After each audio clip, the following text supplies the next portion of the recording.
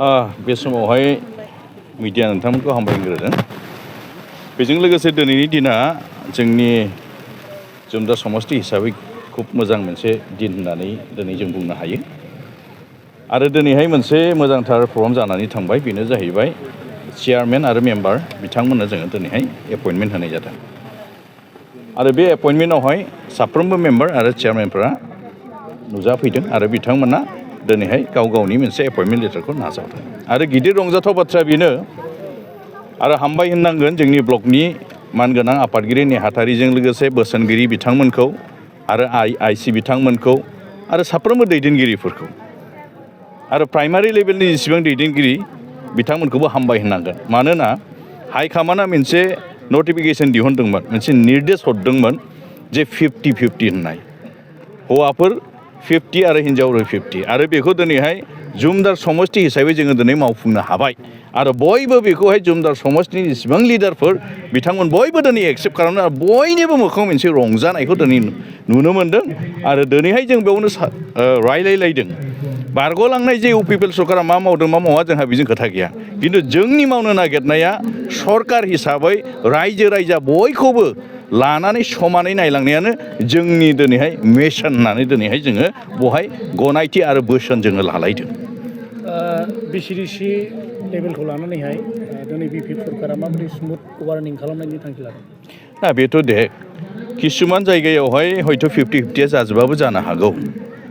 आरो जोंनि मानगोनां चिफ सारा जेब्ला बै समावहाय जेब्ला जोंहा शपथ ग्रहण जादोंमोन, बिनि उनावहाय जोंजोंहाय जेब्ला रायलायदों बा सानलायलायदोंमोन, बे समावहाय जोंनो मोनसे बिथोन होदों जोंनि मानगोनां बिटिसिनि चिफ हाग्रामा महिलारि सारा।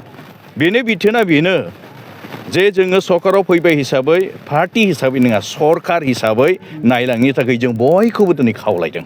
आरो बिनि बिथोन बादिनो दिनै आंबो सासे जुमदार समष्टिनि MCLA अर्थात TCLC चेयारमेन हिसाबै मेम्बारफोरखौ आङो चेयारमेनफोरखौ आरो जोंनि जेसेबां वार्कारफोर दं बिथांमोनखौ दिनैहाय खावलायदों जे चिफ सारा जेरै जोंखौ बुंदों बेबायदिनो बयखौबो समानैहाय नायलांनो थाखाय आरो जाय गोरिब जे मोन्थाय दङ बे मोन्थायखौ होलांनो थाखाय बिथांमोनखौ खावलायदों। आरो बिथांमोनाबो दिनै बेखौहाय मानिनानै लादों आरो बे मथेनो दिनै मावलांगोन होननानै बिथांमोना खोथा होदों।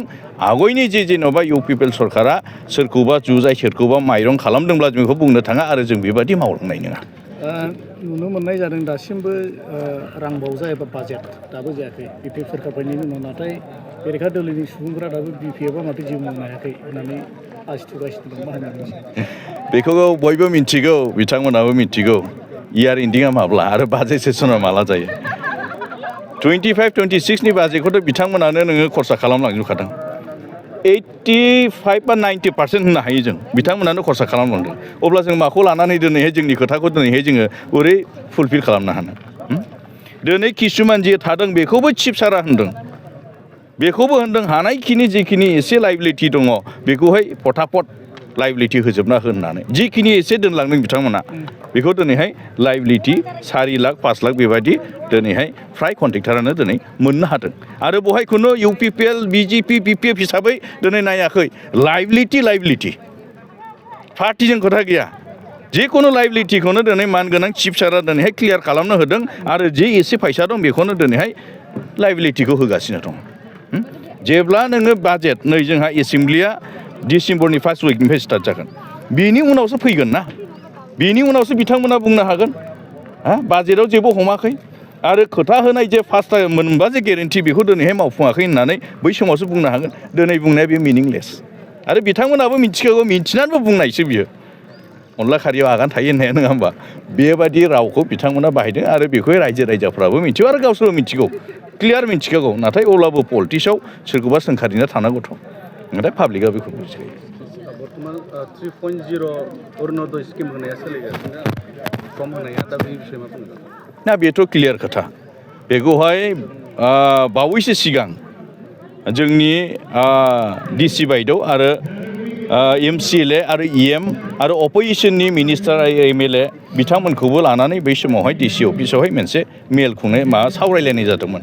आरो सावरायनायनि गेजेरजोंहाय 3.0 जे अरुणोदय बेखौहाय जि बेक्तिया मोनथावथाव गाइडलाइनाव जि गोग्लैदों बिथांमोनानो मोननांगौ आरो बेवहाय पार्टिजों खोथा गैया आरो बियो दिनै सोलिगासिनो दङ आरो 19 तारिख लास्ट डेटमोन खिन्थु बेखौ हयथ' एक्सटेनसन खालामनोबो हागौ खिन्थु आङो दासिमबो बेखौहाय एक्सटेनसन जागोन ना जाया आरो बेसेबां सहैखो बेखौ थयथ' आं दासिमबो लायाखै खिन्थु जोंहा मोनसे 5,000नि मोनसे टारगेटमोन बियो मथा मथि 5,000 सहैबाय बेखौ आङो मिथिनानै दङ आरो बाखि जिखिनि दंबावोब्ला निस्सय बियो जिनिसा एक्सटेनसन जागोन आरो बियो खुनु पार्टिजों खोथा गैया जिनियन भाबै जाय मोनथावथाव अरुनदयखौ बेयाव बिजेपिआबो मोनगोन कंग्रेसबाबो मोनगोन इउपिपिएलबाबो मोनगोन खुनु पार्टिजों खोथा गैया आरो बेबादिनो दिनै बिपिएफ सरकारा मावदों बा इउपिपिएलनिबो जायफोर दैदेनगिरि बिथांमोनाबो अरुनदयखौ मावबाय थादों आरो मावनो हायो जिहेतु बेखौहाय जेनेरेलि दोनदों खुनु पार्टि हिसाबै खालामाखै बेखौहाय जाय बेक्तिया मोनथावथाव बेखौहाय बे बेक्तिया मोननांगौ होननानै बे सिस्टेमैनो फर्म फिलआपआ जादों आरो बेबायदि हरनाय जादों गोबां रायजो राजाफ्रावनो माखासे